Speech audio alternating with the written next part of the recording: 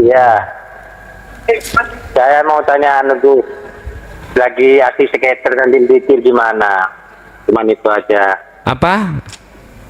Apa, Pak? Lagi main skater, nyelot. Di Jawa sambil dikir gimana, Gus? Oh, main slot nih gua. Ah, iya, Gus. Waduh, aku gak ngerti slot. Nek slot pas aku yo lawang iku. Nggih, nggih. Ya enggak. Yang Ya, jenengan maksud hukumnya? Ya, dikirnya kan ini. Dikirnya itu. Mboten nggih? Ya bisa ya. Nggih, nggih, nggih, nggih. Ya. Ya, lagi Gus punya saran. Nggih. Kalau ada Zalinya maukah aku jadi presiden? Gimana? Aku jadi presiden. Oh, sampean pengen dadi presiden. Nah, sampean Gus, bukan saya. Oh. Oh, gitu ya. Nggih, nggih. Ya udah. Terima Nggih. kasih Gus. Nggih. Assalamualaikum. Waalaikumsalam warahmatullahi wabarakatuh. Semampir Surabaya, matur suwun. Udah jalur interaktif untuk saat ini bisa kita tutup. Kita jawab pertama. Ada yang masih ya, satu kali lagi sakno. Nggih, assalamualaikum. Waalaikumsalam. Gus, ini dari Surabaya, mau tanya. Surabaya lagi, langsung pertanyaan. Itu Gus, kasih Allah di sistem wasilun itu kan akal masih sadar. Sadarnya akal itu sadar. Akal kita Iya. seakan-akan kayaknya sadar, cuma itu tidak sadar gitu. Nggih. Ya, yang kedua tuh Gus, soal temuan perjodohan Gus. Kan katanya temuan ini nggak boleh. Kita sebagai anak harus nurut pada orang tua. Iya. Atau tabrak aja soalnya saya kadang suka Gus. Gitu. Iya. Maksudnya temuan dalam hasil hakikatnya pripun ngoten. Temuan. Ini matur suwun. Nggih. Oh, pertemuan. Iya, kayak Oh. temu ortologi nggak boleh sama ini nggak jodoh. Oh, Ngoten lho, maksudnya. hitung-hitungan. Nggih, nggih. Nggih, leres. Nggih. Matur suwun Gus. Nggih. Mohon pencerahane. Nggih. Tabrak mawon apa mundur kalem-kalem ngoten lho. Nggih. Waalaikumsalam warahmatullahi wabarakatuh. Terkait masalah pertama dikumpulkan tadi, opo nih sing dikelompokno? Kumatikan kau, kuhidupkan kau, lalu kau kumpulkan kau. Itu bahasa umum saking banyaknya. Namanya manusia atau ruh itu. Pertanyaannya apa nih sing dikumpulno? Niki jawabane ning syariat iku ya roe kuwi mang dikumpulno, didadekno siji wa min waraihim barzakhun ila yaumi yub'atsun. Apa? Ketika saat sudah dikembalikan roh itu pada jasmani, artinya dibangkitkan, iki ngomong sarengat loh ya. Kemudian dikumpulkan dalam satu tempat, berarti manusia dikumpulkan. Berarti yang dikumpulkan itu manusia, baik jasmani maupun rohani. Iki bahasa Quran secara syariat. Lah secara hakikat apa sing dikumpulno? Itulah proses akadiyah, Pak, Bu. Dari banyak tapi akad. Banyak ke akad. Apapun yang ada pada dirimu kelihatannya bawahnya Allah itu, tapi akadiyahkan. Supaya Anda bisa ke akad itu harus prosesi akadiyah. Hidup yang kita hitung di makhluk manusia, di makhluk tumbuh-tumbuhan, di makhluk malaikat, di makhluk apa jenis begeblok itu, hidup semuanya. Hidup semuanya kita akadiyahkan, Pak. Kita jadikan satu, sing sopo sing mengakadiyahkan. Lah proses itu seakan-akan manusia, tapi aslinya yang mengakadiyahkan itu Allah sendiri untuk menuju ke akad. Artinya Anda tidak akan pernah imannya itu selain daripada akad. Loh, di situ lo maksudnya.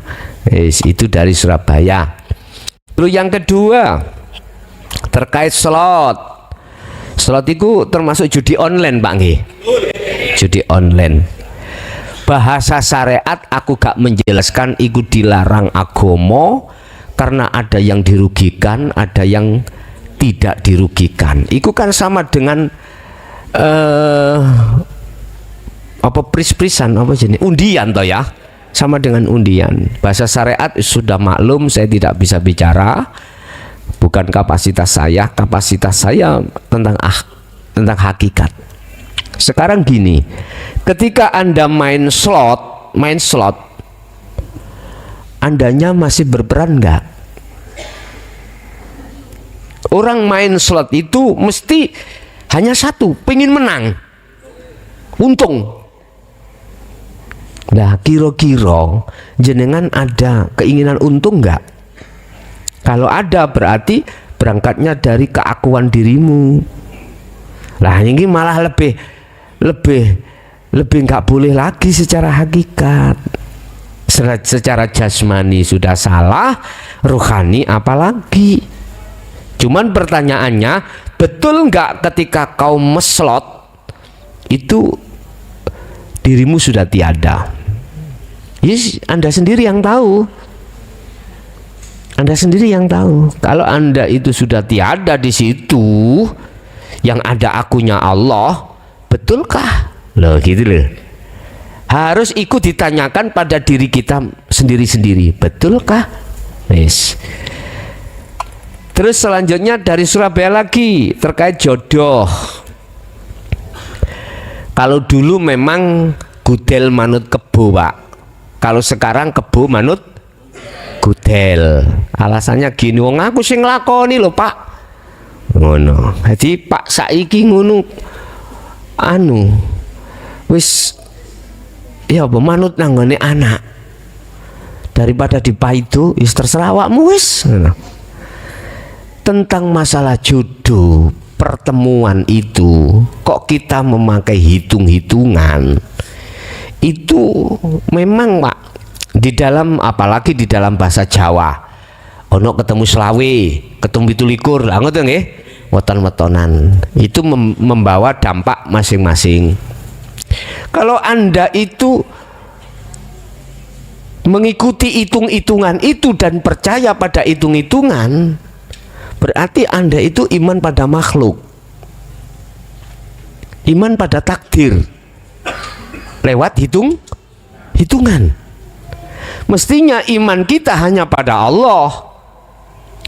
Pokoknya ngeten mawon, tir podo irenge, sir podo senenge, ya wis bablas berangkat, ngoten mawon.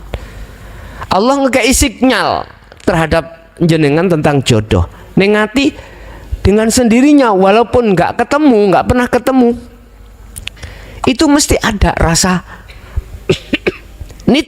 Oh iki masuk iki. Lah, bimbingan rasa yang ada pada dirimu itu, di dalamnya rasa ada siapa? Itu loh maksudnya. Makanya mengapa di dalam Islam itu ada tahapan nazar, ada tahapan khitbah, ada tahapan nikah. Sebelum kau nikah, lakukan dulu nazar. Setelah itu khitbah, artinya sebelum Anda itu tadi, mohon maaf, melamar, Anda harus nazar dulu. Nazar itu apa, Pak? Saling boleh dikatakan pacaran, saling mengenal sifat satu sama yang lain. Iki sifatnya koyok garangan, apa enggak lah di situ, Pak. Sifatnya ku piye? Kira-kira sifatnya itu condong ke Allah apa ke selain Allah? Lah lewat nazar itulah Anda ini untuk mempelajari. Jangan malah ketika nazar pacaran itu ngumbar hawa nafsu, gak ketemu sampean. Kalau sudah cocok, udah sampean gak usah melihat status, gak usah. Langsung khitbah apa? Melamar. Kalau sudah melamar, cocokan dino, kapan gak ini? Udah akdu nikah. Setelah akdu nikah langsung tabrakan wis. Gak usah ngenteni tamu buyar. Gak usah. Masalahnya selama ini dungone kemanten loro iku mek situ ndang buyaro acarane. Ini ndang buyaro. Nek cara Islam iku sunnah, Pak. Ketika di nikahno jret ning Arab niku, Pak ya, langsung kablukan ning jero kamar, habis itu nguncalno kapas. Tes nguncalno kapas nang jopo. Tahu nguncalno kapas? Tondo. Oh, wis prawane wis jebol. Lah kapas mang ana getiye. Tondone lah kan ngono to. Nanti beda nek ngomong ambek duda rabi rondo siji maneh. Kapase iku gak ana getiye, Pak. Nek dalane lancar, los dol nguncalno. Ya itu. Kok tutuk kuno sih cacah ki mang. Ya apa? Bon, aku gak imin-imin enggak. Bon, jadi jodoh jenengan boleh mengikuti daripada hitung-hitungan, tapi tolong jangan beriman terhadap makhluk, iman pada Allah. Yang penting hati cocok, ya udah, sifati cocok, udah berangkat. Nggih. Satu, bagaimana caranya agar selamat dunia dan akhirat. Dua, bagaimana caranya menghilangkan amarah di dalam diri kita dan meredam amarah orang lain. Terima kasih. Assalamualaikum warahmatullahi wabarakatuh. Waalaikumsalam warahmatullahi wabarakatuh. Bagaimana kita bisa selamat fit dunya wal akhirah? Kembali lagi ikuti Rasulullah. Di dunia kita selamat manakala kita sudah bertemu Allah. Sifat-sifat yang menjadi sifat basariyah pada diri kita seperti hasud, riya, takabur, sum'ah, itu sebagai pangkal daripada segala kesusahan, itu akan geser keluar dari hatimu. Ini berarti kita mengikuti Rasulullah tidak hanya syariat, harus sak hakikate menuju makrifat. Wis titik. Bagaimana caranya kita untuk menghilangkan amarah, minimal mereda? Hanya satu, sibukkanlah setiap napasmu untuk berzikir sirul asrar. Ya, hanya itu.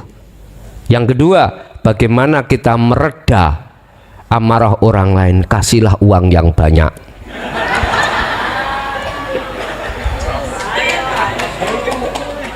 Iya, betul, Pak. Amarah orang lain terhadap dirimu atau amarah orang lain terhadap orang lain. Para nono ae kesak ono amplop ono wis ojo ramrek kilo 10 juta. Meneng langsung. Mengapa saya berani mengatakan itu? Pernah ku praktekkan. Ketika saat saya masih periode pertama menjadi kepala desa, dusun saya kan ada 3, Pak ya. Gampang, Sumber Bendo, Ngelonggongan. Ojo gemampang, Gudo Rondo. Engko nek sampean kadung kebulet keloyongan. Loh iya. Dusune gampang, Sumber Bendo, Ngelonggong, ojo gemampang, Gudo Rondo. Nek sampak kau kebulet engko dadine keloyongan. Ngeten, Pak.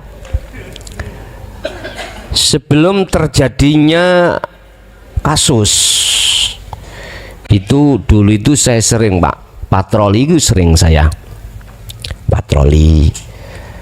Saya kalau nggak ada sepeda motor ya sepeda pancal, patroli tiap malam. Satu saat malam hari itu sekitar jam 11 ada sungai, dam, kalau di sini mengatakan dam. Dam salah satu dusun ya. Itu ada kalau nggak salah orang 5 itu gerumbul-gerumbul jam segini kok gerumbul-gerumbul. Saya datangi Pak, saya tanya anak 2 penduduk saya, yang 3 penduduk orang lain. Terus tak lihat kok sengak ambune. Paham gak maksudnya? Ternyata handem. Tahu handem ya? Ya. Terus saya tanya, kamu orang mana? Yang 3 itu ternyata bukan penduduk saya. Yang 2, tolong lain kali jangan lakukan ini. Nggih, Gus Lurah, nggih. Nggih ana wonge, Pak ya. Jadi terus insya Allah nggak ada sebulan, saya kepedok lagi di situ. Saya ketemu lagi. Terus kasusnya orang yang sama lagi. Wah, iki berarti cara orang gak kena di kandhane. Tak ceglungno nang dam. Kula mboten mikir arek iku iso nglangi apa mboten. Kula mboten mikir untung dame mboten jeru. Kok umpama jeru bongko, kula sing kasus, Pak. Spontanitas pada saat itu nggak terfikirkan seperti itu. Mari ngono kula tak tulungi. Lah yo gendeng sih kula, nyengklung-nyengklungno dhewe ditulung-tulungi dhewe. Allah ya Karim, akhirnya keduanya, kelima itu sudah tidak mau melakukan lagi. Masalahnya Pak Lurah iku nyengklungno kali ngono. Kemalan nyengklungno kali. Jadi kula takok linmas itu. Jadi saya nggak ikut patroli linmas kula sih kan. Selalu kula cek lewat HT bagaimana, ada nggak? Oh ndak ada. Oh ya wis. Terus linmas tonggone linmas iku mah ngomong, "Moh gak nglakoni Wak Lurah nyengklungno kali." Nggih. Terus ada kejadian lagi Pak dengan orang yang lebih banyak. Itu pas kami ada hajatan mengikrut warga untuk kujadikan staf. Di situ ada sekdes, terus kadus, terus itu apa 3. Lah kok besok ujian malam ini antara dusun satu dengan dusun yang satunya bacokan. Ya Allah, piye ngeten. Yo gara-gara ada ngombe, ada hai tadi, hai rombongan pisan. Jadi ceritanya gini, ada dusun sebelah itu lewat, terus dihadang, diantem nih. Lah wong mabuk kok Pak ya, kan biasa, gak sadar. Mulai ku bukannya kok ya wedi gak mulai njukuk berang ambek kancang-kancanya. Akhirnya terjadi Pak, waduh, masuklah ke rumah sakit. Pihak korban akhirnya menuntut 10 juta kalau nggak salah waktu. Berapa aku lupa ya, 10 juta. Lah terus mediasi di kantor desa. Jadi memang sengaja saya panggil antara korban dengan pelaku. Lah korban nggak bisa, masih ada di rumah sakit, berarti perwakilan dalam hal ini keluarganya. Mintanya tuntutan 10 juta, kalau enggak polisi hukum. Lah wong aku lurahmu tahu di penjara, gak enak rasanya ono kono. Duit 10 juta umpama kayak urip nanggone penjara itu 2 tahun gak cukup. Ya, itu Pak. Akhirnya dari pihak tersangka sing bacok tadi ketepatan nggak punya Pak, hanya ada uang 200.000. Mungkin dikira ngenyek ya, kalau wonten 200.000 wis gak terima, kate gegeran nak jero balai desa. Terus tak tengah wis ngene, awakmu korban keluarga, aku kok anggap sopo? Kok anggap bapakmu apa kok anggap putumu? Nggih bapak kula. Ya wis, dari pihak tersangka yang ngono, aku iki bapakmu apa anakmu? Bapak kula. Nek bapak, nek anak, sing bener iku nganut bapak apa bapak nganut anak? Nggih nganut bapak. Oh, nek wis nganut bapak, nganuto aturaku gelem enggak? Nggih, nek cocok. Lah.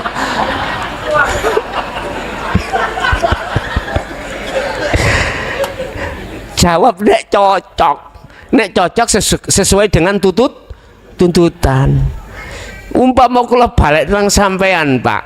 Warga kula ngomong nggih nek cocok. Niku anak teges apa mboten? Nggih nek bapake iku getot, Pak. Gak apa-apa. Lah nek bapake kuru. Terus ya apa maneh? Akhirnya kula gagahi, Pak. Ya wis nek cocok ngene.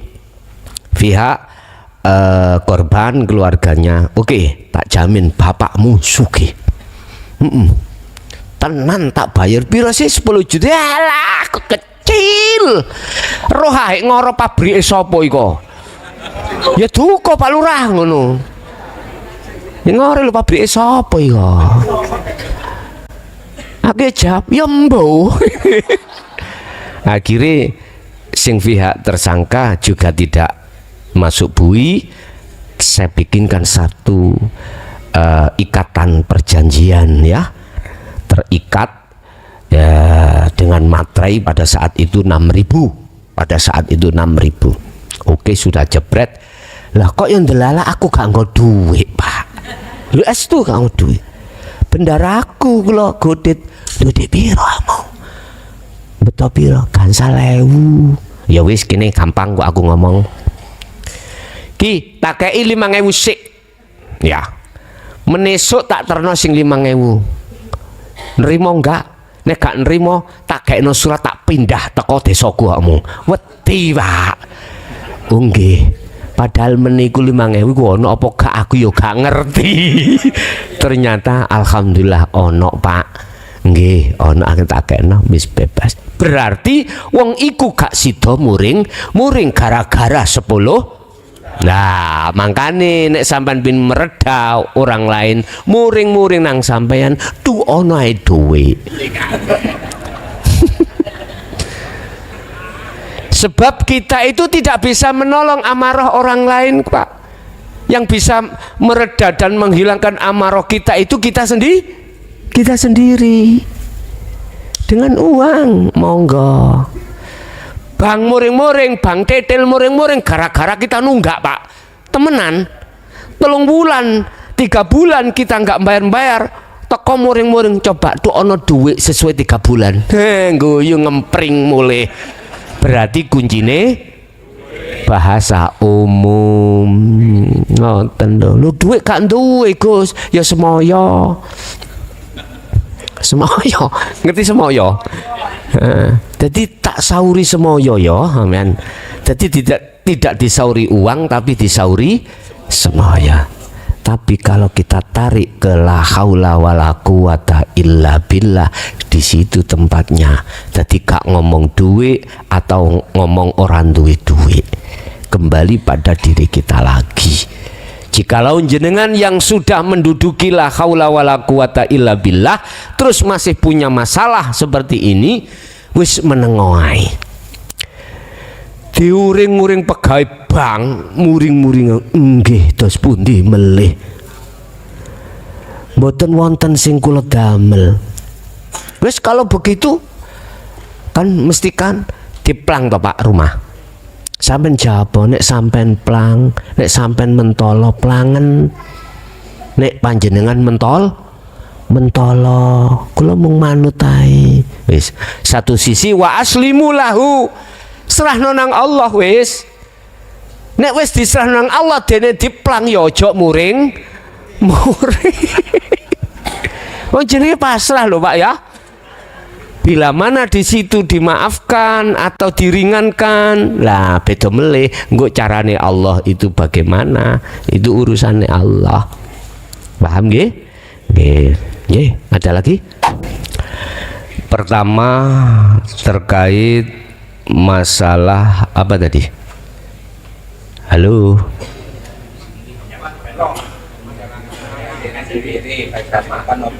Oh ya ya ya, melihat kalau sudah ini wajah tuh belakang dan depan itu sudah tidak ada bedanya. Betul sekali Bapak.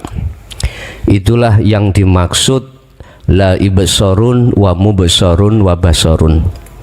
Itulah yang dimaksud Anda sudah dikatakan di makom musyahadah atau makom kewusulan, di mana di situ tidak ada nama yang menyembah dan yang disembah, yang melihat dan yang dilihat, ataupun mata yang melihat.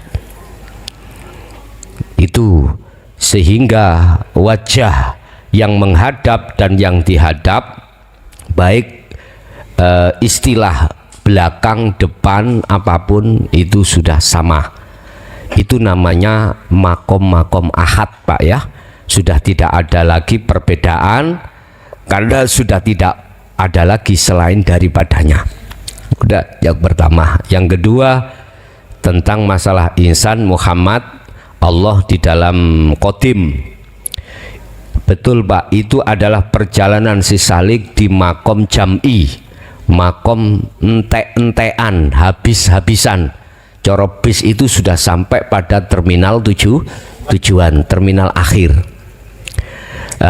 Inilah yang sering saya katakan sebagai makom musyahadah. Sama sebetulnya dengan yang pertama. Cuman yang ditanyakan adalah dalil yang menyatakan tentang musyahadah, dalil yang mengatakan tentang makom jam'i. Mungkin bisa dilihat Bapak di dalam surah Al-Anbiya ayat 25 dan atau surat Toha ayat 14 atau surat Ikhlas ayat 1 dan atau surat Al-Kahfi ayat 110 atau 100 atau ayat yang terakhir. Itu membahas tentang makom musyahadah, cuman tidak ada tulisan musyahadah. Jenengan pingin tahu musyahadah sampai lihat Al-Qur'anul Qadimnya ya, Al-Qur'anul Qadimnya. Kalau di dalam Al-Qur'anul Karimnya itu cuman memberikan dua syarat bagi mereka yang ingin bertemu terhadap Tuhannya, yaitu Allah. Jikalau kau ingin bertemu Allah, pertama lakukanlah tindakan rohaniyahmu untuk berzikir sirul asrar. Yang kedua, wala yusyrik bi'ibadati rabbi ahada. Kau harus lekas melepaskan keakuanmu atau keakuan makhluk di dalam dirimu. Ini Pak ya yang ada di Gorontalo, Sulawesi mana tadi? Sulawesi Selatan. Jadi Bapak bisa untuk melihat dalam surat Al-Kahfi ayat 110, bisa dilihat surat Al-Anbiya ayat 25 yang menceritakan tentang masalah la ilaha illa ana. Bisa surat Toha ayat 14, bisa jadi di dalam surah Al-Ikhlas ayat 1 tentang ahadnya Allah. Begitu. Terima kasih waktu yang diberikan, kesempatan kepada kami, dan juga terima kasih kepada Gus Son yang sudah banyak memberikan pencerahan, penjelasan kepada kami. Kami akan menanyakan kaitan dengan kalimat yang Gus Son tadi tulis yang besar itu, la haula wala quwata illa billah. Kuncinya semuanya ada di la haula wala quwata illa billah. Haul, kuat, hakikatnya fana. Yang ada hanya billah. Ini yang kami tangkap seperti itu, Gus. Kemudian kami akan mencoba menggeser kepada kalimat alhamdulillah. Segala puji bagi Allah. Artinya bahwa kalau ada manusia, makhluk itu memuji Allah, dan yang dipuji menurut sudut pandang hakikat itu pelakunya tunggal, pelakunya esa. Ketika itu pelakunya esa, maka ahadiyah disitulah berlaku, yang ada billah. Sehingga hakikatnya manusia mau melakukan apapun, bertindak apapun, bagaimanapun manusia itu, hakikatnya dia tetap terpuji. Hal ini kalau kita korelasikan, kita sinkronkan dengan kalimat Allah Maha Terpuji, itu nyambung, Gus. Nah, kemudian saya mencoba bergeser lagi kepada kalimat Astaghfirullah, mohon ampun kepada Allah. Jika pelakunya ahad, antara yang minta ampun dan yang memberi ampunan itu pelakunya tunggal, sehingga manusia mau melakukan apapun, seenak apapun, sebagaimanapun perilaku manusia itu, hakikatnya dia tetap diampuni. Hal ini kalau kita korelasikan dengan kalimat Allah Maha Pengampun, nyambung. Kemudian saya bergeser ke yang ketiga, ini yang mungkin mohon maaf agak apa, di telinga mungkin agak nyelenting sedikit ini, Gus. Tapi saya ingat kalau boleh pinjam bahasanya Gus, Pak butuh, yes, buantarno nanti cerita. Yang ketiga kalimat Subhanallah, Maha Suci Allah. Ketika manusia menurut sudut pandang ilmu hakikat atau ilmu tauhid, ketika yang memohon untuk suci atau bertafakur di sini, bahwa yang bertafakur mohon untuk hati ini disucikan, jika dipandang dari sudut ilmu hakikat, maka antara yang meminta supaya ruh disucikan dan yang mensucikan itu pelakunya ahad. Ketika pelakunya ini ahad, sesungguhnya hakikatnya manusia mau melakukan apapun, mau bertindak apapun, seenak apapun, hakikatnya tetap suci. Hal ini kalau kita korelasikan dengan kalimat Allah Maha Suci, nyambung. Nah, pertanyaannya, Gus, ada sebuah teori ilmu yang mengatakan manusia itu berada pada 3 proses. Pertama fitrah, kedua kotor, ketiga fitrah. Tapi kalau kita tarik kepada kalimat Subhanallah, semestinya fitrah. Apakah karena memang ilmu itu harus begitu dulu, Gus, untuk mencapai seperti ini atau bagaimana? Saya rasa kalimat saya, manusia mau melakukan apapun, seenak udelnya apapun, sesungguhnya fitrah. Saya yakin ini kontroversi, Gus. Iya, saya yakin ini nabrak nanti ini. Mohon kepada Yai untuk menjelaskan maksud daripada yang sesungguhnya dari sudut pandang kacamata hakikat itu bagaimana. Mohon kami untuk diberikan pencerahan yang hadir di tempat ini. Sekian, terima kasih. Assalamualaikum warahmatullahi wabarakatuh. Waalaikumsalam warahmatullahi wabarakatuh. Innalladzina kafaru sawa'un 'alaihim a'anzartahum am lam tundirhum la yu'min. Akhirnya khatamallahu ala qulubihim. Ketahuilah bahwasannya ketika saat manusia sudah masuk di wilayah balik nggih,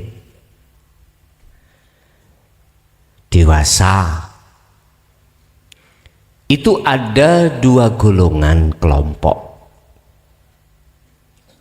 Kelompok pertama, wa minhum man hadallah.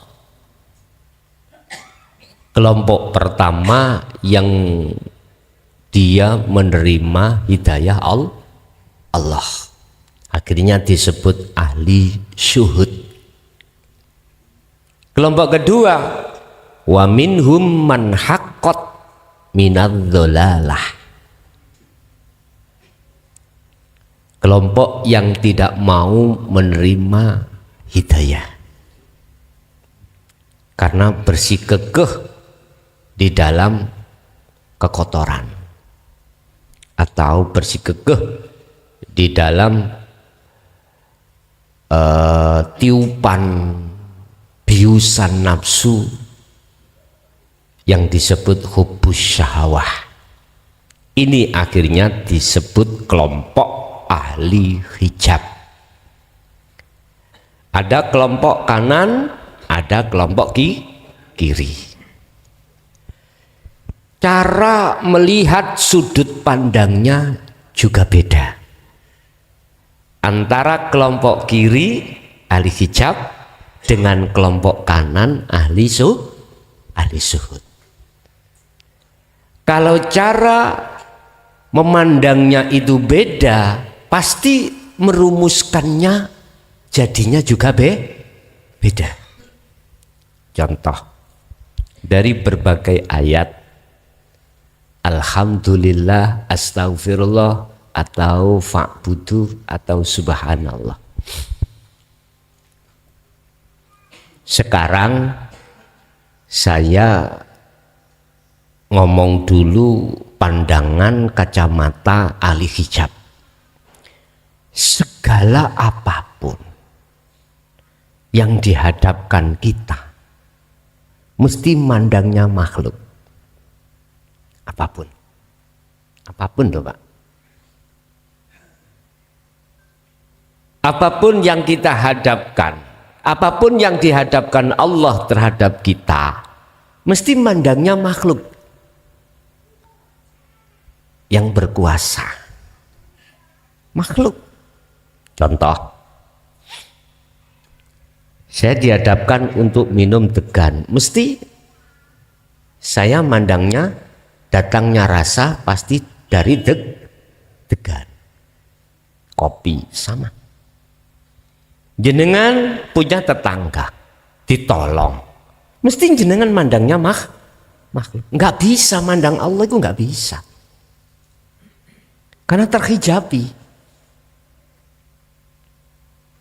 Karena khatamallahu ala qulubihim, mereka itu ditutup oleh Allah, berarti dihijab, nggak bisa mandang Allah. Kesimpulannya mesti yang menolong tetangga.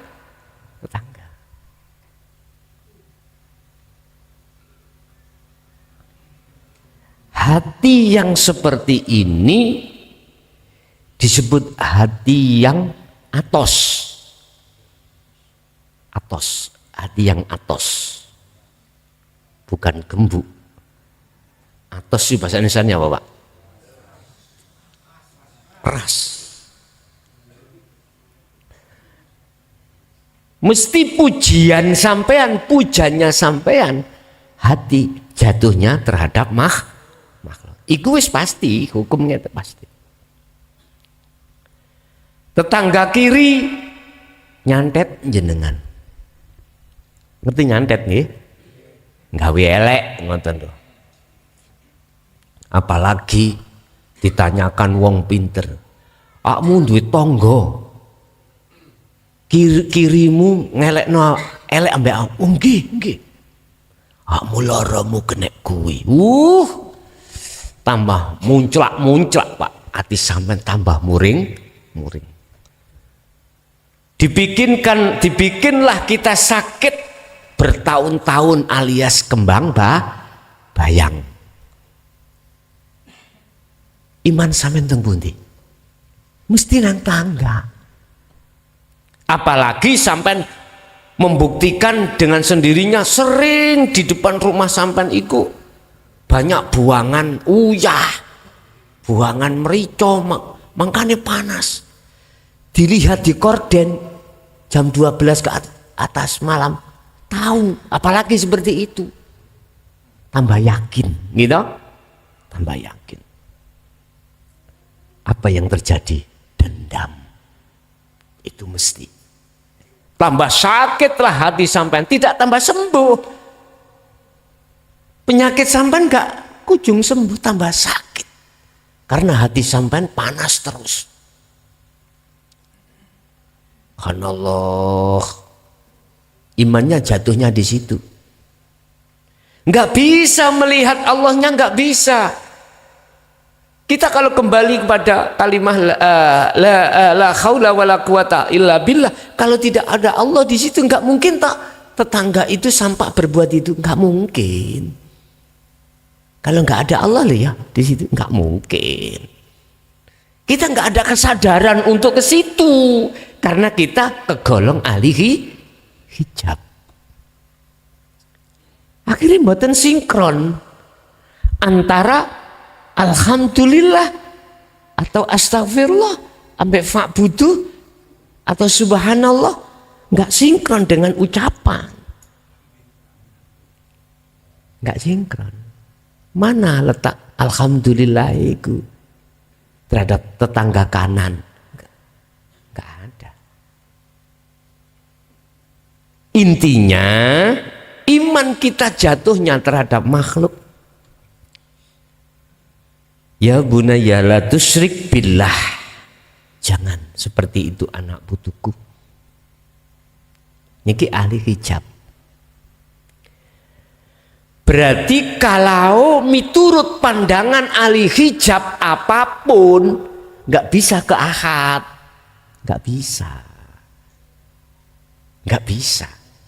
Jadi pertanyaan sampean tadi kalau dijawab dari ahli hijab nggak bisa, nggak sinkron. Sinkronnya itu dijawab oleh ahli syuhud. Disebut ahli syuhud karena pandangannya hanya pada Allah. Hijabnya sudah nggak ada. Sifat basariyah sudah keluar, sudah dia tinggalkan. Makanya benar ahad, yang muja dan yang dipuja satu pelaku. Ahad toh. Akhirnya sinkron dengan ayat yang jenengan sampaikan tadi. Allah Maha Pengampun. La haula wala quwata illa billah. Walaupun koyoke haul wa quwata itu ada diri kita, ning sejatine kita sudah patung, akhirnya Allahnya. Subhanallah. Pensucian diri sama. Jadi niku Pak, saged sinkron kalau dipandang dari kacamata ahli suhud. Bahasa wong loro cepet waras iku ada di sini. Nyun sewu, lorone jasad iku Pak biasa. Tapi nek lorone hati, Masya Allah. Coba umpama garwa sampean direbut wong liya, sampean ditusuk dari belakang, artinya selingkuh. Gak nunjuk maning ati, lorone gak iso waras sampai tuwek, gak iso waras kecuali dadi patung baru waras. Nek gak dadi patung sampai tuwek seeling-eling. Pokoke wazaniyatu fajlid, nek kata dihilangkan dari dunia, si dendam kesumat lah, ngeten nggih. Wis ta sifat basariah si kuat, siapapun kita isik jarem Pak, sampak tuwek ya isik jarem. Jari Syekh Ibnu Athaillah, kubur ning bumi khumul, nek gak kok kubur muncul terus. Bahasa wit-witan jebolen saoyot-oyote. Kalau kau potong aja pange atau buahnya, muncul lagi terus, muncul lagi. Kalau kau bedol, pisahkan dengan bumi, garing wit iku mang bongko. Artinya mati nggak tumbuh kembali. Pendemen sifat basariah itu baru boten muncul maneh. Jadi letak sinkronnya itu Bapak, tatkala dipandang dari sisi ahli syuhud, bukan ahli hijab. Kalau dipandang dari ahli hijab, maka boten sinkron. Antara teori dengan praktek tidak sama. Nggak sama. Antara lisan dengan hati tidak sama. Lah inilah yang dikhawatirkan Rasulullah. Kita sebagai umatnya menjadi golongan al-munafikun. Lisan mengatakan kita itu beriman, hati kita tidak beriman. Wa minan nasi mayyakulu amanna billahi wa bil yaumil akhiri tapi wa mahum bimu minin. Ini sing khawatir no Rasulullah terhadap kita sebagai umatnya. Jelas Pak nggih? Disitulah letak sinkronnya di ahli syuhud. Mesti akad. Di dalam Al-Quran disebutkan ma asobahum min musibatin fabi idnillah famay yu'min billah yahdi qalbahu fa innahu huwas samiul alim. Di situ musibatun, di situ apakah Mungkin secara kalau boleh bertanya surat apa Pak itu Pak? Surat Kalau ingat. Insya Allah kemarin saya kan Gus hataman. Oh nggih. Hataman di sini kok ada ayat, jadi nggak melihat. Lanjut. Iya. Jadi di situ musibatun di situ apakah secara jasmani dan rohani. Kalau di dalam yahdi kolbahu, apakah di situ sudah melepaskan su'aur basiroh begitu Gus? Terima kasih. Wassalamualaikum warahmatullahi wabarakatuh. Waalaikumsalam warahmatullahi wabarakatuh. Lawan kata musibah adalah anugerah. Musibah bala lawane anugerah nikmat. Kita mandang tentang masalah musibah itu jangan hanya memandang dari sisi basariah saja, tetapi juga harus memandang sisi basiroh. Datangnya musibah itu memang atas dasar izin dari Allah. Musibah secara syar'i berarti takdir yang berlawanan dengan sifat basariah, alias tidak enak. Itu dikatakan musibah. Lah sekarang kalau mandang kita musibah secara basiroh hakikat, itu ketika kita jatuh pada hati yang maksiat, itu musibah.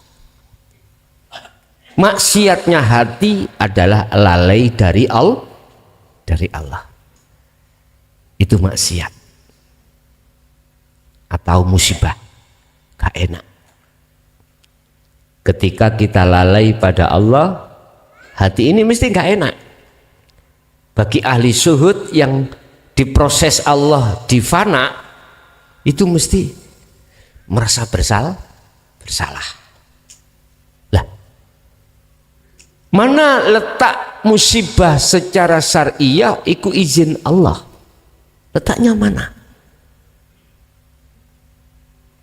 Musibah atau anugerah itu disebut makhluk. sebetulnya musibah secara syariah itu adalah thoriqoh, jalan yang dihadapkan Allah untuk si manusianya itu mempergunakan pertemuan bertemu Allah. Mestinya gitu. Itu juga diterangkan di dalam pasal berapa itu saya lupa, di Hikam juga diterangkan tentang anugerah dan musibah. Yang jelas letak Allah mengizini itu adanya Allah di situ yang mendatangkan musibah, yang rencana Allah supaya kita sebagai makhluk mau mempergunakan musibah itu sebagai jalan untuk bertemu Allah di situ.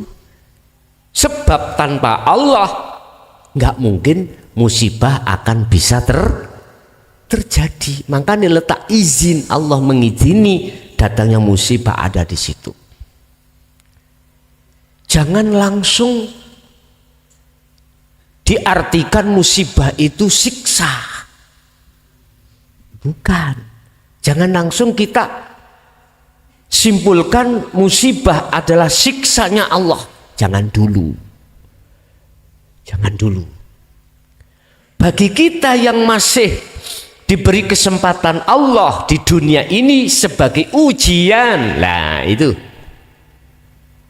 In asobathum musibah qalu inna lillahi wa inna ilaihi rajiun. Supaya gelem bali iman iki nang kebenaran nang Allah setelah kita beriman pada selain Allah. Berarti thoriqoh itu jalan musibah itu termasuk thoriqoh. Iya.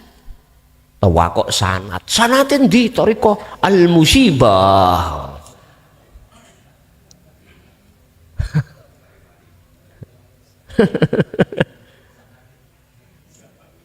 Kan kita kan mesti tanya sanat toh thoriqoh harus mutabaroh lah, ngono lah. Sanate si A si B si C sampai kanjeng Nabi. Nek iki mang dia aku takok. Sanate sing ndi? Bingung kabeh. Langsung Allah. Hablum minallah. In asobathum musibah qalu inna lillahi wa inna ilaihi raji'un. Langsung balik. Iku kalau sampai sudah megang kuncinya Sirul Asrar, langsung Pak, gak katik ngeribon. Tahu ngeribon ya? Langsung matus begitu. Tapi kita perlu ketika dididik kita di dalam kalimat tauhid la ilaha illallah, dzikir khafi, dzikir siri, yo harus tahu sanad. Makanya ada thoriqoh mutabaroh, ikut thoriqoh yang sanadnya itu sambung terhadap kanjeng Nabi. Terserah lewat si sanad sing sapa kuwi, monggo. Cuman kalau sudah menginjak la ilaha illa anta Sirul Asrar langsung Gusti Allah. Wis. Jenengan ke Jakarta monggo, numpak sepeda pancal silakan, sepeda motor silakan, naik mobil silakan, pesawat silakan, pilih yang mana monggo, sing penting gak gegeran, ya. Artinya gak gegeran. Sing sepeda motor enak, sepeda motor macet-macet bisa. Jari sing numpak mobil ya enak mobil, gak kudanan, gak kepanas, wis gak usah gegeran. Sing penting tutuk Jakarta, ngono lho wis. Cuman sebelum masuk ke Jakarta, di situ ada petugas yang memang sebagai penyaring. Nang di Jakarta Peduk Jokowi, nah misalnya presiden, Jadi sampean iki nggawa undangane apa gak? Disaring Pak nang mriku istana Pak. Gak angger wong bisa masuk. Ada istilah pasukan penjaga presiden, disteril no 24 jam itu. Iya 24 jam. Ini Pak pesawat tutuk ndukur mudhun sret. Gak ono Pak ning kono iku Paspres gak ono. Langsung ketemu presiden. Langsung. Ya wis terserah jenengan pilih yang mana sak kersa. Sing penting gak usah gegeran. Oh, apik nggon aku. Sing kono ya ngono, apik nggon aku. Jangan. Kita gak usah rame di tengah jalan. Ya. Wes silahkan yang bertorikoh itu bertorikoh ini A sampai Z monggo. Sing penting substansinya keesaan Allah. Wusul datang Allah. Cuman dia tanyakan. Puluhan tahun sampai saya kok belum usul-usul, apa sebabnya? Tanya. Ada sesuatu berarti ya toh? Ini baru jawab. Gitu loh Pak maksud itu. Kula kok muter-muter nang istana, gak iso mlebu apa sebabnya? Lawange kegembok. Gak nggo kuncine ya gak iso masuk kau. Iku bahasa akal Pak, bahasa akal. Wis kembali kepada pertanyaan, letak semua itu atas dasar izin Allah. Kita akan mengatakan semuanya itu atas dasar izin Allah illa billah, manakala posisi ruhaniyah kita itu sudah di ahli syuhud, baru bisa mengatakan itu. Akhirnya dengan musibah ini kita jadikan sebagai thariqah jalan untuk bertemu Allah di situ. Bertemu Allah. Apa sih syariat itu? Syariat itu sistem ilmu. Ilmu untuk melakukan ibadah secara jasmania syariat benar. Apa thariqah? Jalan. Jalan itu apa? Yo nama aktivitasmu, nama makhluk jenengan, musibah termasuk anugerah itu ya jalan. Ya, jalan. Lah, jalan ini Anda harus mendasari hakikat, tujuan. Tujuanmu kemana? Nek bertemu Allah berarti awakmu harus berhakikat. Thariqahmu kau dasari dengan hakikat. Harus punya tujuan. Kau berangkat kemana? Jakarta. Apa tujuanmu? Untuk bertemu Pak Presiden. Ya, tujuan nih guys. Tujuan. Piye carane saged ketemu presiden? Ada ilmunya disebut ilmu hakikat. Hakikat itu tujuan. Tujuanmu pada Allah, hakikatmu bertemu Allah. Ada ilmunya. Man arada dunya fa'alaihi biilmin wa man aradal akhirah fa'alaihi biilmin. Ono ilmu nih. Inilah yang ku sebut sebagai sistem ilmu hakikat. Ilmu tauhid untuk mengesahkan Allah baru Pak. Lah makrifat itu adalah nyatanya hakikat, nyatanya tujuan sudah sampai pada Kalau sudah sampai tujuan wis gak gegeran Pak. Gak ono gegeran nek wis makrifat. Sing pakai sepeda ya wis gak membahas, pakai mobil, pakai pesawat wis gak membahas karena sudah sampai ke istana bertemu presiden. Wis gak bahas ngene-ngene mboten. Wis gak sirik terhadap thariqah satu, thariqah yang lain ndak. Akhirnya rukun. Terserah sampe nang puncuk gunung lewat jalan memutar silakan. Lewat jalan agak miring ngeten silakan. Lewat lurus silakan. Itu hak masing-masing. Jadi baik musibah maupun anugerah sesungguhnya itu adalah jalan yang dimaksud Allah untuk bertemu Allah. Cuman kebanyakan dan semua ahli hijab, mohon maaf, nggak bisa memanfaatkan jalan ini bertemu Allah. Nek musibah berarti temu susai, nek anugerah berarti ketemu senengi mung sesaat. Anugerah diweni lancar rezekine, anugerah dari Allah, seneng. Engko nek jatuh pailit musibah tadi senep, tadi nih mang seneng saiki senep, ya itulah ahli hijab. Tapi ahli syuhud la farqa bainahuma, tidak ada bedanya karena dia hanya bertemu Allah. Oke, ada lagi?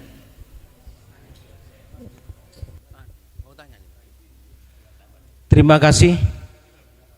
Selanjutnya yang mau bertanya silakan buka identitas.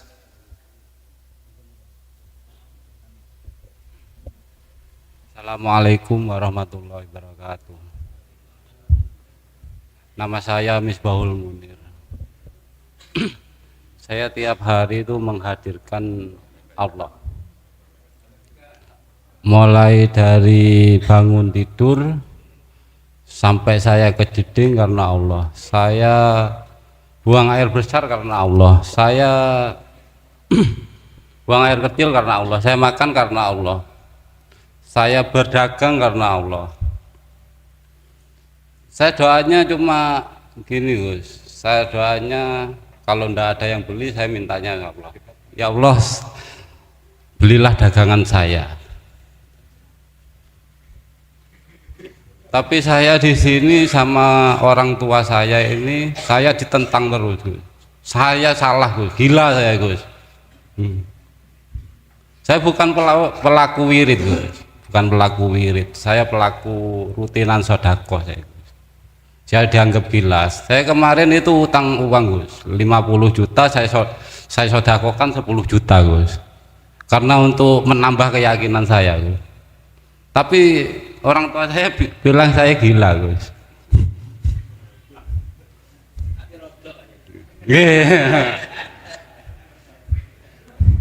Nggih jenengan ngapunten Gus, jenengan apa? Kebenaran Allah dalam diri saya gimana Gus? Oke, matur suwun. Ketika si A nggak punya alat yang dipegang si B, mesti si A berkata aneh-aneh. Saya ulang, ketika si A tidak memegang alat seperti si B, mesti komentarnya negatif. Pandangan ahli hijab jelas tidak sama dengan pandangan ahli syuhud. Iya,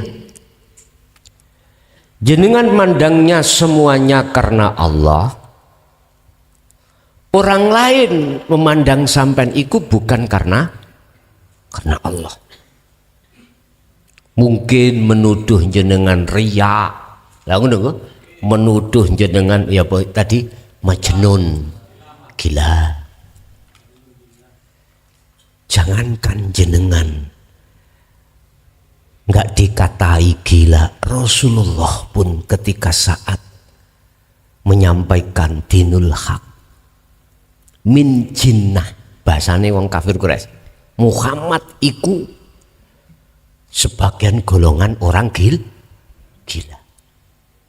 Wong dunia enak kok, lah itu kok gak oleh hati kesengsem dunia. Bahkan kalau niki Pak, kalau miris kalau melihat surat Al-Hijr ayat 94 sampai 99. Proses perjalanan Rasulullah ketika saat beliau berdakwah Bukannya umat itu menerima ajaran beliau, bahkan mayoritas menolak, bahkan mengatain ajaran Rasulullah itu adalah sihir. Masya Allah. Intinya tidak hanya menolak, tetapi menghujat. Sampai diterangkan dalam salah satu ayat di situ, sempat Rasulullah itu sempit dadanya, artinya sakno nangis. Akhirnya ditegur Allah, gak usah kau bersedih, gak usah mat kau bersedih dengan cacian umatmu, hinaan umatmu. Jangan. Ingat, bertasbihlah kau, sucikan dirimu. Artinya apa? Mereka kaum Taif menghujat itu yo karena dari pandangan ahli zuhud. Ayem Pak, akhir Rasulullah adem. Oh iya wis. Jadi orang lain yang mengatakan jenengan edan, wow, mohon maaf ya.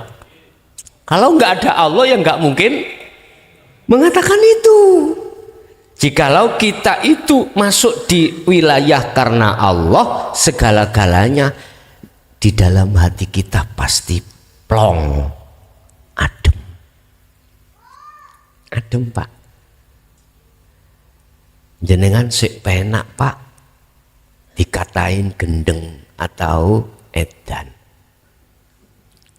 Saya yang sudah terima WA niki dikatain anjing kok, babi, asu, keoka, ditambahi DAN, COK. Iya, sampai sekarang insya Allah tasik WA ini mboten kula hapus. Kersane pun. Iku sebetulnya Allah muji terhadap jenengan. Lanjut iman hanya pada Allah karena Allah atau enggak? Hanya itu Pak. Jadi di situ menyimpan motivasi lanjut apa enggak iman kita pada Allah. Mestinya harus lanjut. Orang kalau sudah dihakul basiroh, imannya betul-betul karena Allah semuanya, kan makrifat itu laksana. Paku yang sudah mancep ditotok terus akhirnya mancep mendelep gak goyang sudah, seperti itu. Kita harus pada iman yang hakul iman. Kata Rasulullah, yo imanmu harus ihsan. Baru kalau sudah ihsan gak goyah. Nek iman tok goyah niki ya awak dhewe. Keterak musibah susah kita. Keterak iku apa Pak? Dilanda ya.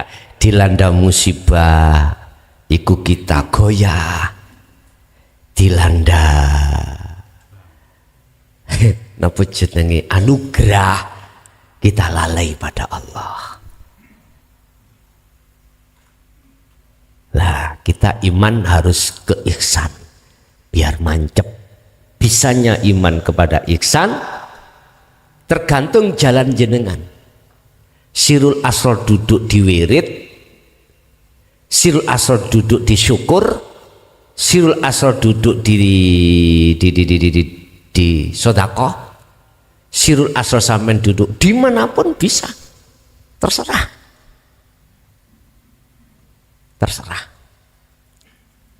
Sing jelas tidak bisa keluar lillahi ta'ala itu dari sirul asrar. Berangkatnya dari syukur monggo, dari ikhlas monggo, dari ridho monggo, dari zikir monggo, terserah.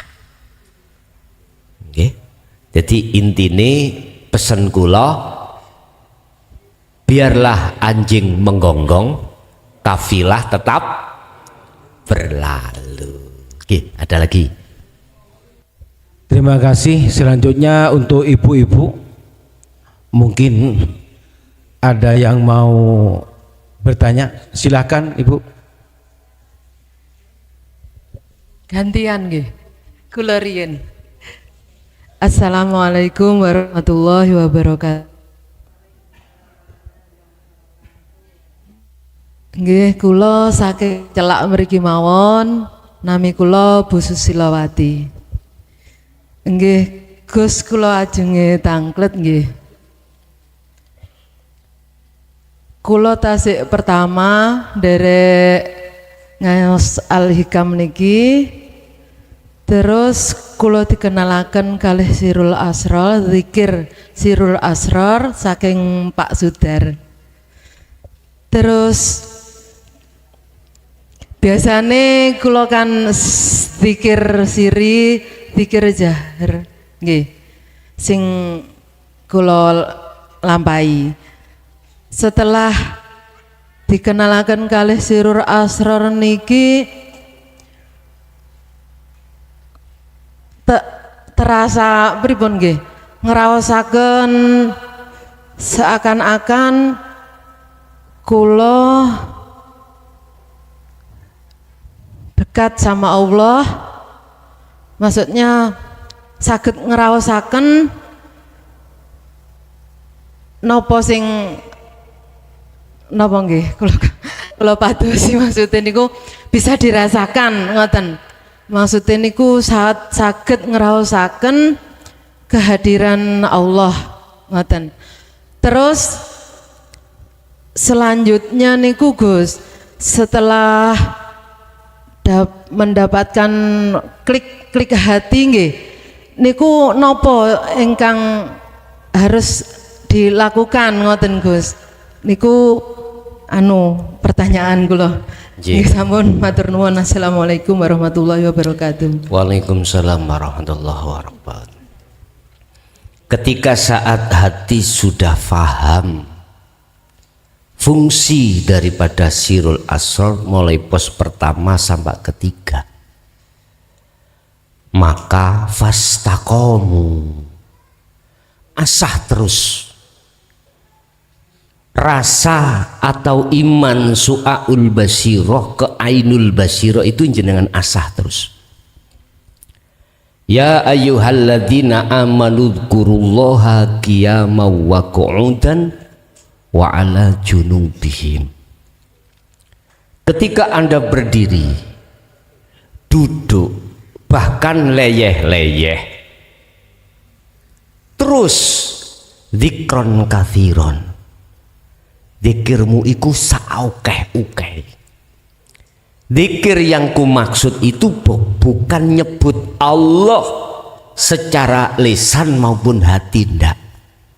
Yang ku maksud zikir di sini adalah ingat, sadar dan menyadari lewat rasa atau iman bahwasanya semua apapun yang terjadi, apapun, semata-mata di situ yang menterjadikan adalah Allah. Ini harus kita pupuk terus. Sampai kapan? Sampai waktu yang tidak bisa kita tentukan. Kalau miturut surat Al-Hijr ayat 99, Rasulullah itu sampai mati mendengungkan dzikir itu. Khalwat itu sampai jenengan iki di dunia sampai mati terus. Sebab ketika jenengan mengasah terus dzikir Sirul Asrar di su'aul basiroh menuju ainul basiroh, Allah berjanji di dalam surat Al-Ankabut ayat 5 pasti akan ditemui. Artinya ainul basiroh pasti terjadi, pasti terjadi. Kalau kita bicara cepat terjadinya, itu kembali kepada bab tadi, ukhrud, keluar, rohaniyahmu dari sifat basariyah. Lepaskan keakuanmu yang berzikir, yang bersedekah, yang bersyukur, apapun itu. Setelah itu akan muncul dengan sendirinya di dalam hatimu keakuannya Allah. Gini gile sing maksud jenengan jadi patung, semuanya itu Allah selainnya itu. Begitulah Bu, jadi terus jalankan zikir yang kumaksud adalah sadar dan menyadari semua apa yang terjadi, bikulli syai'in iku muhitun bikulli syai'in, semua apapun itu Allah yang melakukan. Oke. Ada lagi Ibu silakan. Assalamualaikum warahmatullahi wabarakatuh. Waalaikumsalam warahmatullahi wabarakatuh. Nama saya Ibu Mahmuda dari Tanggul. Saya mau bertanya Gus tentang, mungkin ini apa dibilang tentang kematian ya? Tentang kematian. Ya, artinya begini. Saya itu sering berzikir tentang la ilaha illallah atau Allah terus sampai saya tuh tertidur. Setelah itu saya datangi mimpi guru saya tuh meninggal. Tapi ketika meninggal dia biasa saja, artinya tuh nisannya tuh tidak ada genteng, tidak ada pagar. Tapi dalam mimpi saya itu dia ada pagar, ada genteng. Ternyata sebelum 40 hari mimpi saya itu jadi kenyataan. Ternyata di situ ada pagar junggu seperti dalam mimpi saya. Dan zikir saya itu sering di saat saya berzikir itu sering terdengar sampai saya terbangun, terdengar saya itu berzikir menyebut Allah, Allah begitu terus. Yang kedua, ketika orang meninggal yang saya tahu, anak saya sendiri, ketika dia belum meninggal dia selalu menyebut Allah, Allah, dan pada akhirnya terakhir dia mau meninggal menghembuskan nafas terakhir, dia menyebut Allah, terus dia menutup mata. Pertanyaan saya, apakah orang-orang yang begitu bisa disebut husnul khotimah dan ahli surga? Dan saya sendiri, apakah zikir saya bisa disebut dengan sirul asror? Terima kasih. Oke. Ada dua pertanyaan terkait masalah zikir. Barang siapa yang zikirnya itu masih di lisan maupun di hati dalam arti menyebut menandakan belum bertemu. Kita nyebut nama berarti belum bertemu. Miturut sepengetahuan saya, mulai tahun 76 itu Pak Bu ya, siapa yang berzikir, yang zikir itu masih mengucap, endingnya itu kita masuk di alam, di makom mukasyafah, makom di mana dibukakanlah gaibnya makhluk terhadap kita oleh Allah. Itu alam mukasyafah. Di situ ada alam malakut, bertemulah kita terhadap para malaikat, ya. Tiap saat keliwar-keliwiri malaikat tahu jenengan, sehingga kadang-kadang itu bertanya, ketemu malaikat Israel, mau nang ndi? Nang tonggomu iki lho. Kapan? Menesuk jam 6 wayahe lho. Akhirnya sampean seakan-akan tahu mati ini tonggone esuk jam 6. Dia omong nang keluargane, kiluen dulu-dulure esuk bapakmu gak ono. Ya, nyata jam 6 ya tidak ada. Akhirnya orang yang gak paham menuduh jenengan iki wong makrifat, padahal mak repot. Ngapunten, kalau kita ngomong masalah makrifat kekasih Allah, Qur'annya bicara apa? La khaufun alaihim walahum yahzanun. Jikalau beliaunya juga gegawan kasab berarti bonus, wonten mawon. Artinya kasab itu tidak bisa dijadikan patokan tentang makrifat, nggak bisa. Wis. Ya dengan dibawalah ke yang namanya Lauhil Mahfud, wis macam-macam. Masuk lagi di dalam alam Jabarut, ya dengan bertemu para pegebluk, ya, bertemu alam barzah, masuk di situ, bertemu setan, iblis, jin, macam-macam. Akhirnya kadang-kadang sok dadi dukun. Ono tamu teko nggo karepe pengen mengislahkan dirinya dengan suami atau istrinya habis tengkar. Waalaikumsalam. Waalaikumsalam. Durung ngomong, mangkanilah jadi orang laki jangan ngaplokan. Karena kemarin habis ngaplok dituduh nambah jin. Wong iku ya wingi ngaploki bojone. Karomah Pak muncul. Allah ya karim. Macam-macam dilihatkanlah kekayaan alam di bawah tanah. Macam-macam. Iku kasaf. Kasaf. Masuklah Anda di alam lahut, bertemu para rasul, para nabi, dan lain sebagainya. Itu kan makhluk semuanya. Makhluk. Dimasukkan, diajak ke surga oleh Allah. Dituduh no.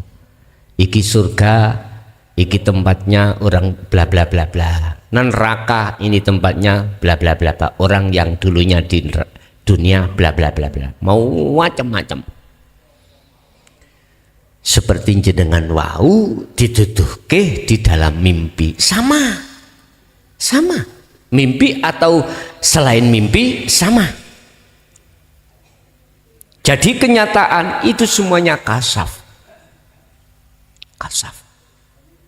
Pertanyaannya, apakah Allah tidak ada di situ?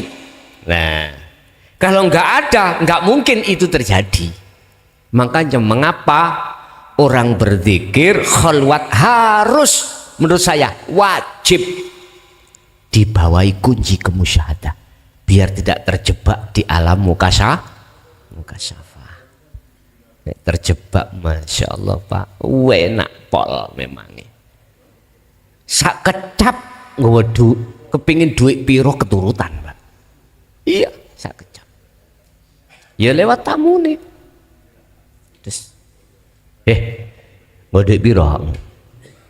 Wedi pan nek dikekno. Nah iya. Nggo mobil, tinggalan mobilmu. Gak wani ninggal. Mesti diting saapike ya apa? Karena jenengan ahli kasab. Bahkan jenengan membawa sabda larangan. Wong disebda, awakmu nek atik nggo motor iki nggo mulih kecelakaan sikilmu tugel. Jabe ngene, anu Mbah, asik ngredit teh, kungku ayo nek pun lunas kula go mriki menengai. Sekarang wis mulai kecelakaan tenan. Mergawe wis ana sing bisiki, ngonten lho niku. Kira-kira sampean ngadepi wong koyo ngene gak wedi ya. Meneh manomu gak sok ngadeg, gak ngadeg temenan. Gak wedi ya, men. Wedi. Inna aulia Allah, kekasih Allah tidak bisa dilihat dari kasaf, nggak bisa. Tanda-tanda, tanda-tandanya itu la khaufun alaihim walahum yahzanun. Di situ jelas nggih? Jadi ibu pertama itu adalah Allah membonuskan kasaf terhadap jenengan, tolong jenengan bahwa kuncinya zikir sirul asrar biar tidak kejebak nantinya. Wis iku pertama. Kedua tentang tiang sedo. Man akhir hayati bi qauli la ilaha illallah fadakhalal jannah. Husnul khatimah. Cuman maksudnya ini, hadis ini apakah diucap secara lisan atau gimana? Tergantung. Kalau kacamata syariat ya benar, diucap di dalam lisan. La ilaha illallah Muhammadur Rasulullah mak plus mati. Mesti secara syariat husnul. Cuman pertanyaannya ruhnya mau kemana? Wis sebagai jawaban pasti lo ya ini masuk di dalam surat Al-Isra, surat yang ke-17 ayat 72. Iki jawaban pasti. Husnul khotimah nek husnul khotimah, husnul khotimah nek husnul. Mangkana fi hadhihi a'ma fahuwa fil akhirati a'ma wa adallu sabila.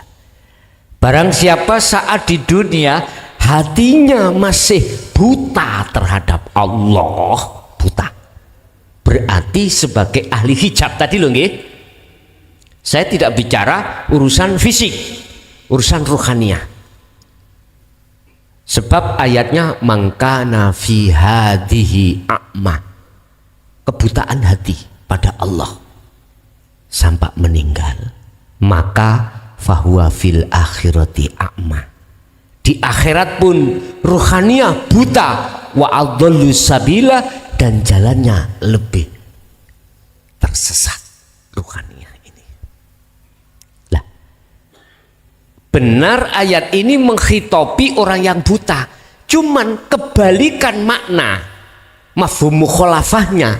Barang siapa saat di dunia sudah tidak buta lagi pada Allah, maka dia pun di akhirat tidak itu gampang.